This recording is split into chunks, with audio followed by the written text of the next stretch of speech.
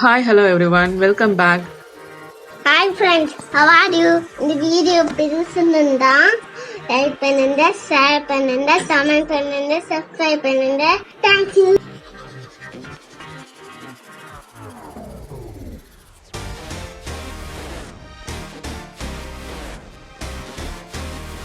இன்னைக்கு நம்ம பார்க்க போறது ஹெல்த்தியான ஒரு ஸ்நாக் ஐட்டம், பனானா அப்பம். இது குழந்தைங்களுக்கு ரொம்பவே பிடிக்கும்.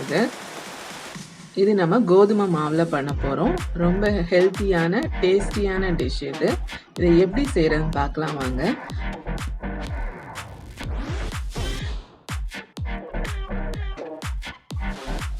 ஃபர்ஸ்ட் ஒரு பவுல் எடுத்துக்கோங்க. இதுல 2 வாழைப்பழம் சேர்த்துக்கோங்க. சின்னதாக இருந்துன்னா 4 வாழைப்பழம் எடுத்துக்கோங்க. பெருசாக இருந்தால் 2 பழம் எடுத்துக்கோங்க. இதை நல்லா மேஷ் பண்ணுங்க. இதே மாதிரி நல்லா மேஷ் பண்ணி வச்சுக்கோங்க.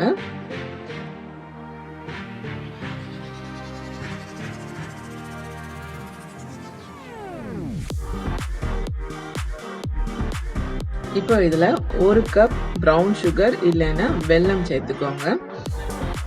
நல்ல மண் இருக்கிற வெல்லமா இருந்தா நீங்க அதை தண்ணி விட்டு கொதிக்க வச்சு அதை வடிகட்டி அந்த தண்ணியை சேர்த்துக்கோங்க.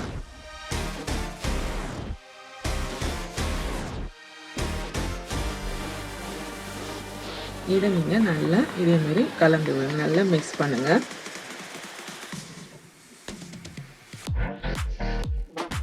இப்போ இதுல 1/2 கப் ரவை சேர்த்துக்கோங்க. இதையும் நல்லா மிக்ஸ் பண்ணிக்கோங்க.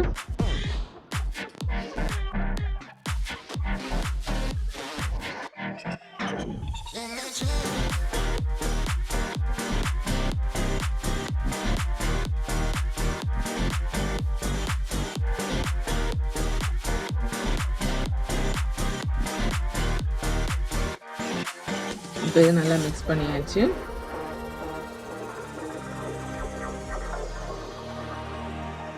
இப்போ இதுல 1 கப் கோதுமை மாவு சேர்த்துக்கோங்க.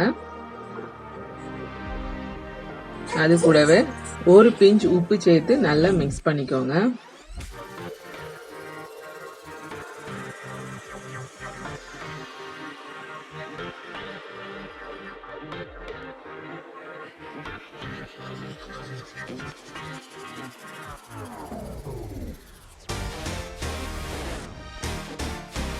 இப்போ இதில் 1/2 கப் திருவன தேங்காய், ஃப்ரெஷ்ஷான தேங்காய் சேர்த்துருக்கேன். இது கூடவே 1 டீஸ்பூன் ஏலக்காய் பொடி, இதையும் சேர்த்து நல்லா மிக்ஸ் பண்ணு.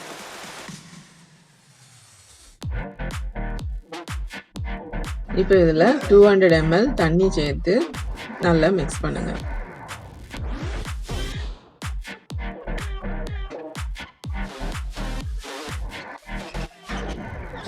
ரொம்ப தண்ணி சேர்த்துறாதீங்க. ஏன்னா இதில் பழம் சேர்த்துருக்கோம். அதனால் 100லேருந்து 150 வரைக்கும் இதில் சேர்த்துக்கலாம். அதுக்கப்புறம் நீங்கள் பார்த்து சேர்த்துக்கோங்க.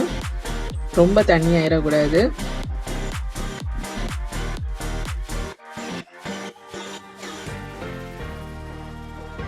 இப்போ இதில் பேக்கிங் சோடா 1/2 டீஸ்பூன் சேர்த்துருக்கோம்.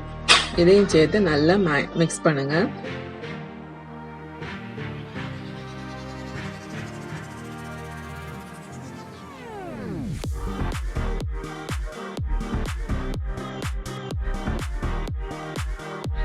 இப்போ பாருங்க, இந்த பதத்தில் இருக்கணும்.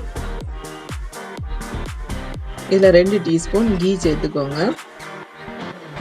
கீ சேர்த்து நல்லா மிக்ஸ் பண்ணுங்க.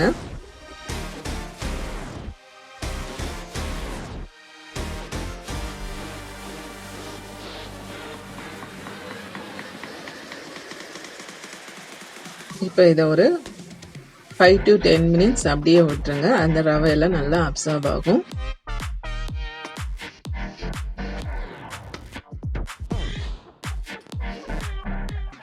இப்போ இந்த குழிப்பணியார கல் வச்சுக்கோங்க. இதில் நெய் விட்டுக்கோங்க. நெய் சூடானதும் 1 ஸ்பூன் மாவு எடுத்துக்கோங்க.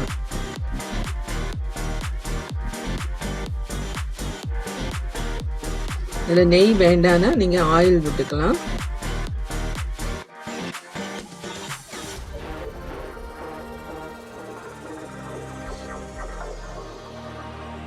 இப்போ இதை ஒரு பக்கமாக திருப்பி விட்டுருங்க.